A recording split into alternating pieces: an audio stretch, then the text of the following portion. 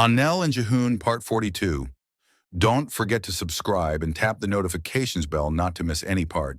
Evidence, documents, witness accounts. The door shut behind her. Your Majesty, he began, voice careful. You are here as part of an official investigation into the attempted assassination of your grandchild and the poisoning of Anelle. No reaction.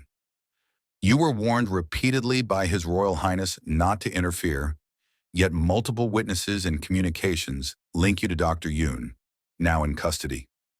She lifted her chin. If I wanted them gone, she said softly, they would be. The officer's pen froze mid-stroke. Is that a confession? She smiled, but it wasn't warmth. It was war. It is a reminder, she said, of what happens when tradition is treated like a suggestion. A knock interrupted the charged silence. The officer stepped out, returning with a sealed folder. Inside, chat logs, coded exchanges between the Queen's aide and Dr. Yoon. A voice note recorded days before the childbirth attempt. Her voice crackled from the speaker. If she survives, she will destroy everything. I want it handled. Permanently. The officer paused the tape. That is your voice? Still, she said nothing. You understand this carries a maximum sentence of treason under royal law. Finally, she spoke. If this kingdom would rather crown a foreign girl and then defend its bloodline, then perhaps it deserves to burn. She stood, unbothered by the weight of evidence, but she did not resist as palace guards entered, placing her under arrest. No shackles, no prison cells, only confinement within her own walls.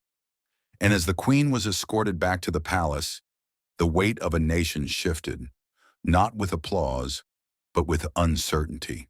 The Queen returned from interrogation, was kept under surveillance in her private chambers. The prince had allowed it, a compromise, he said, a symbol of dignity, while her crimes were still under review. But the nobles were furious. By afternoon, over a dozen royals flooded the palace, demanding a council meeting. Shouting echoed through the marble halls. She must be exiled. This shame cannot remain in the bloodline.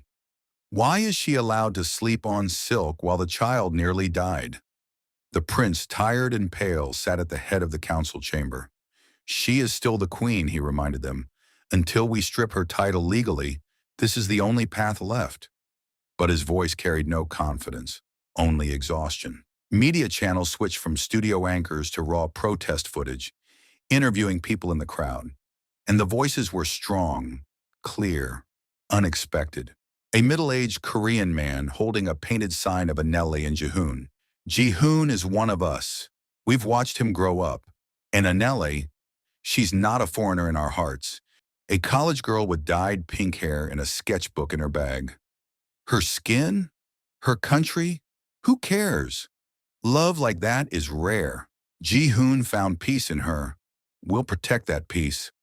An elderly woman in hanbok, clutching a photo of baby Daejin from the news. They tried to poison him. A child. A baby. I don't care who you are, queen or ghost. There is no forgiveness for that. Footage of protests flickered across the screen in bursts of red and orange. Fires outside the palace. Crowds waving banners. Guards clashing with civilians. A knock at the door. It's open. Tae-ho entered in his camel coat, face unreadable, but eyes sharp. He quietly closed the door behind him. You've seen it? Jihoon asked without turning.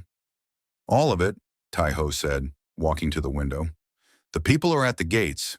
If this keeps up, they'll breach the palace by midnight. Jihoon finally turned to look at him. They're not doing this because I asked them to. Not really, but I did promise them something, didn't I? I told them I'd raise the people, that I'd behead her with their hands. Tae-ho tilted his head slightly. You said it out of rage, out of pain, but they took it as prophecy. Silence settled between them, heavy. Where's Anelle? Tae-ho asked. She's upstairs with Sola and Daejin. She doesn't know yet how far it's gone. I don't want her to worry. Tae-ho nodded. They're calling you something in the streets, you know. The people's prince. I don't want a title, Jihoon said quietly. I just wanted a family, a child, a home. Taiho turned and looked at him fully now. You've built all three. That's why they love you. That's why they're ready to burn down centuries for you. If this turns to bloodshed, will they still love me? You were never meant to rule in silence. If this kingdom falls into your lap, you'd better be ready to carry it. Before Jihoon could respond, his phone buzzed on the table. Unknown number. He stared at it, then slowly picked it up. Taiho stepped back, his posture alert. Jihoon answered. Hello? Minister Kwan of Defense. Sir, I won't waste time. Seoul is burning. Jihoon's body tensed. What do you mean? The palace is one firework away from collapse. Public rage is at boiling point. You are the only one they trust now. A beat. We need you to address the nation. Tonight. Jihoon stood still, stunned. I haven't prepared anything. I didn't know. We'll send you a secure link. You have 1 hour. The military will handle protection. Just speak, Jihoon. Calm them before someone dies. The line went dead, the pressure of a country's soul now resting on his voice. And it had only been 4 days since his son was born. The camera went live at exactly 9 p.m., Korean time. No royal banner, no gold-trimmed stage. Just a simple room inside the Han estate, lit warmly, softly. Jihoon sat alone, dressed in a dark charcoal sweater. Behind him, no symbols of power, only a framed photograph of a sleeping baby and a quiet flower vase beside it. He looked straight into the camera. No script, no teleprompter, just him. He took a breath, then spoke. Good evening. My name is Han Jihoon. Not prince, not CEO, not heir, just Jihoon. 4 days ago, my son was born, a child named Daejin. I wish the world had celebrated with us. I wish we could have shared his first cries, his first breath with joy. But instead, our nation was grieving. Our streets are burning. Our people are divided.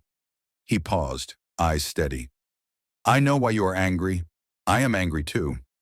What was done to Anelle, to our unborn child, is unforgivable. It was a betrayal, not just to my family, but to every family who has ever felt powerless beneath the weight of royal silence. A short breath, his voice wavered. When I stood before the press, I was furious, and I said something that echoed across the country. I said I would raise the people, that I would let them behead the one who tried to take my child. He looked down, then back up. I meant it then, but I cannot mean it now, because hate, even when it feels justified, is a poison. Revenge does not build nations. It burns them. It burns us. And when revenge comes from a traditional leader, it becomes generational destruction. A silence hung, deep and weighted. Daejin is not a symbol of war. He is a child, a heartbeat, a bridge between two cultures, a seed of love born in fire. He does not deserve a kingdom in ruins. He deserves a kingdom reborn. Jihoon leaned in closer to the camera now, voice trembling with emotion. To those protesting in the streets, you are his aunties, uncles, brothers, sisters, fathers, mothers. You are his first family, and I am begging you, not as a royal, but as a father, please let the first days of his life be celebrated with peace, not destruction. His eyes glistened. If justice must come, and it will, it should come through law, not flame. Let the courts decide. Let history judge. But let the people choose love tonight. He placed a hand over his heart. I was born from tradition, but I was saved by love. And tonight I ask you, build with me, not for my crown, not for my blood, but for the baby who sleeps in a crib tonight, unaware that the world is listening to his name. A long breath. Let's give Daejin his future. Let the flames turn into candles. Let this be the night we chose peace instead of pride. He looked into the camera one last time. I trust you because you've trusted me, and together we will do better. The screen faded to black. No music, no anthem, just silence. But across the country, Tears fell in quiet living rooms. Protesters lowered their signs. Firecrackers were extinguished, and candles were lit.